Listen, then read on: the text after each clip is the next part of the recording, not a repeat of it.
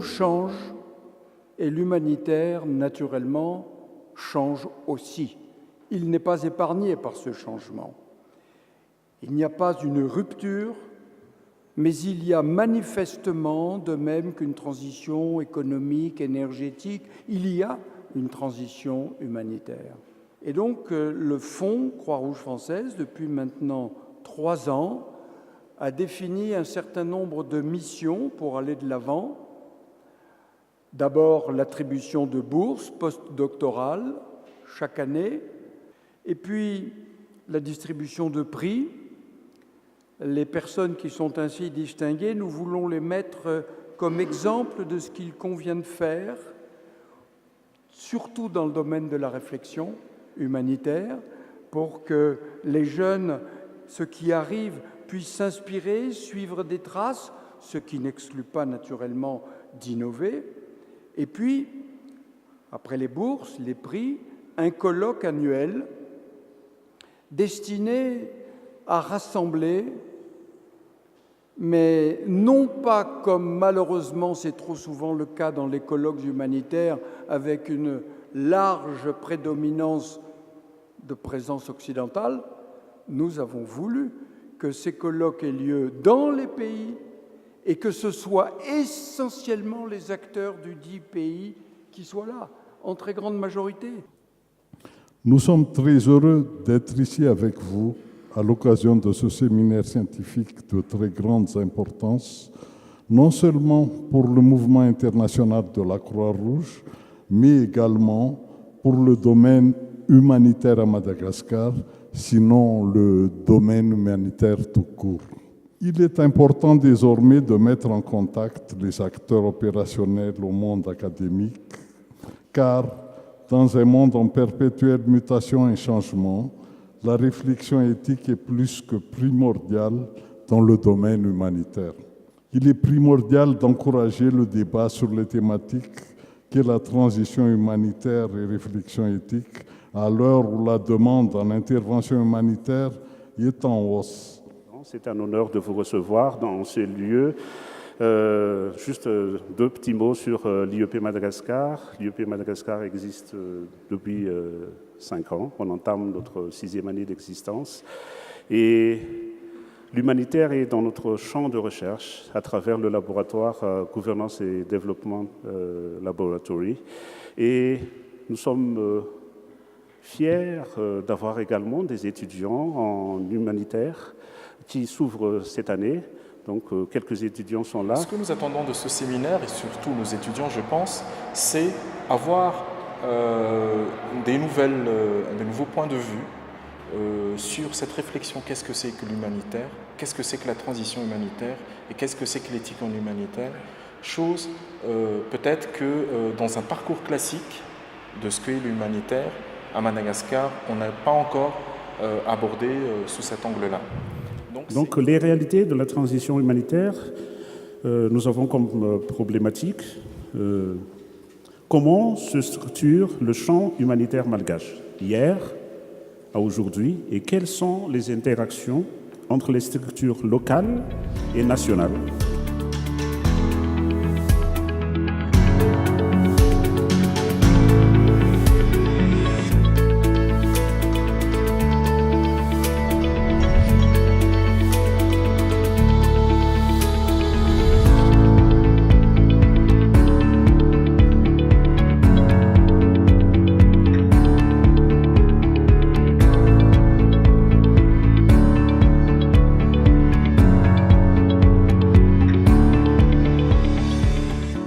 Le séminaire, c'est déjà un lieu, un moment de partage entre acteurs et puis aussi acteurs, mais aussi des gens qui font de la recherche sur l'humanitaire.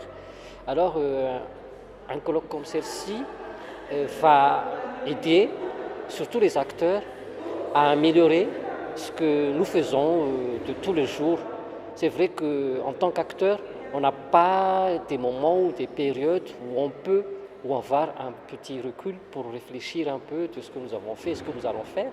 Alors, un colloque comme cela nous aide à avoir un recul et puis avoir des objectifs plus humains, si je peux dire, dans nos futures actions. I think it's important to note that despite the fact that we have all these very concerning indicators, Madagascar is completely off the map when it comes to many of the global development and, in fact, humanitarian discussions. So it's excellent to have this seminar here. So I'm very much hoping that it will be a fruitful discussion for the participants, but also that the recommendations will be very concrete and practical so that we can apply them to our action on the ground. Alors tout d'abord, échanger les points de vue est quelque chose d'essentiel. C'est une façon de travailler également à l'IRD. Le partenariat, c'est un travail de compréhension mutuelle pour aboutir à des problématiques et des projets de co-construire. Réellement, on est dans cette logique-là. Donc le fait de participer à cette conférence nous permet d'avoir un état des lieux, à la fois des actions, des enjeux et des partenaires de l'humanitaire à Madagascar, pour pouvoir s'inscrire, bien entendu, au-delà d'une dynamique d'urgence, mais dans une dynamique d'humanitaire durable. Donc pour moi, comprendre ce qui se passe à Madagascar est précisément essentiel pour pouvoir engager des forces de l'IRD en matière de recherche pour accompagner cette transition humanitaire vers un humanitaire durable. Donc cette année, en 2016, le fonds a décidé d'attribuer deux prix de 5 000 € pour récompenser des recherches qui sont plutôt en démarrage et aussi d'attribuer un prix honorifique à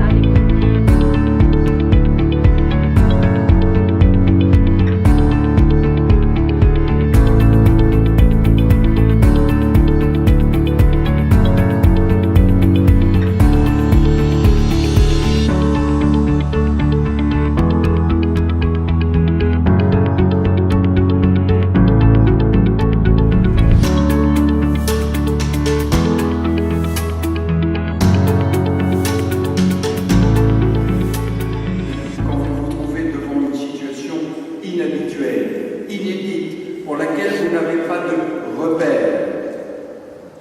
Alors vous commencez à vous interroger personnellement, vous engagez un dialogue avec votre conscience. Et petit à petit, fonction de vos valeurs morales, éducatives, philosophiques, métaphysiques, vous construisez votre réponse et vous forgez ce que l'on appelle une éthique de conviction. Je pense que le séminaire, ça va faire avancer beaucoup de choses. Premièrement, je pense que ça va aider la partie malgache, le gouvernement malgache, avec la stratégie par rapport au secteur humanitaire, d'aller partager les stratégies et les politiques malgaches pour tous les acteurs. Donc tout le monde sera là. Mais je me demande comment est-ce qu'on pourrait avoir plus, parce qu'on a encore des secteurs privés qui doivent être plus impliqués aussi, les secteurs privés avec la RSE, la responsabilité sociétale des entreprises. Je pense qu'à Madagascar, ce n'est pas encore très lisible, leur participation, mais je souhaite vivement qu'on aura l'occasion d'en parler et de ramener le secteur privé à travailler ensemble dans le domaine humanitaire avec nous. Aussi, Madagascar est sujet à des catastrophes naturelles, donc notamment des cyclones, des inondations, la sécheresse dans le sud, et qui affectent aussi de toute façon les entreprises et leurs activités. Donc de fait, les entreprises sont intéressées à participer à des actions humanitaires, mais il y avait peut-être une méconnaissance de comment faire, comment participer de façon efficace, coordonnée. Et donc du coup, la Fondation Telma a pris un peu le rôle de coordonner un petit peu tout ça. La responsabilité sociétale des entreprises commence à être quand même assez commune, on va dire, dans certains pays. Mais à Madagascar, ça reste encore embryonnaire. Et donc les entreprises n'ont pas les ressources, n'ont pas les moyens, des ressources humaines pour répondre à ces problématiques-là en direct. Et donc via cette plateforme, on leur permet aussi d'avoir les moyens d'accéder éventuellement à des projets qui pourraient les intéresser, et en limitant en fait le rapport en ressources humaines, etc.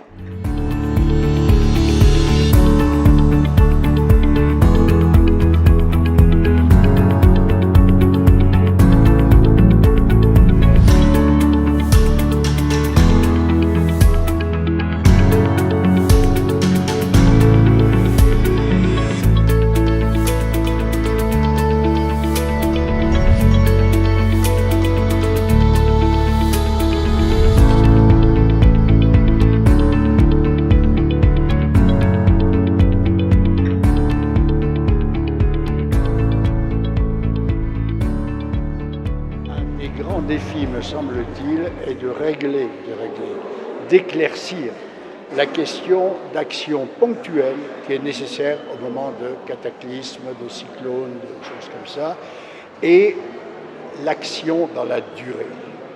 Ça, ce n'est pas clair, parce qu'il y a confusion dans l'esprit des gens entre un humanitaire qui se prolonge dans l'action qu'il mène et le service public, qu'il soit de santé ou d'éducation, par exemple. Il faudrait absolument arriver à clarifier cela, non seulement dans l'idée, mais dans les pratiques. Donc c'est avec beaucoup d'impatience que j'attends le livre que vous nous annoncez sur le fruit de cette réflexion. Et il est vrai que particulièrement à Madagascar, le rôle de l'ambassade, c'est d'accompagner cette aide au développement, c'est d'accompagner les ONG, de servir d'impulsion aux grandes organisations onusiennes, en particulier Union européenne, les grandes banques, pour essayer de coordonner avec tous les bailleurs qui sont de retour ici à Madagascar, à la fois l'aide humanitaire, mais l'aide au développement d'une manière générale. Et la réflexion sur l'imbrication des deux est particulièrement pertinente ici.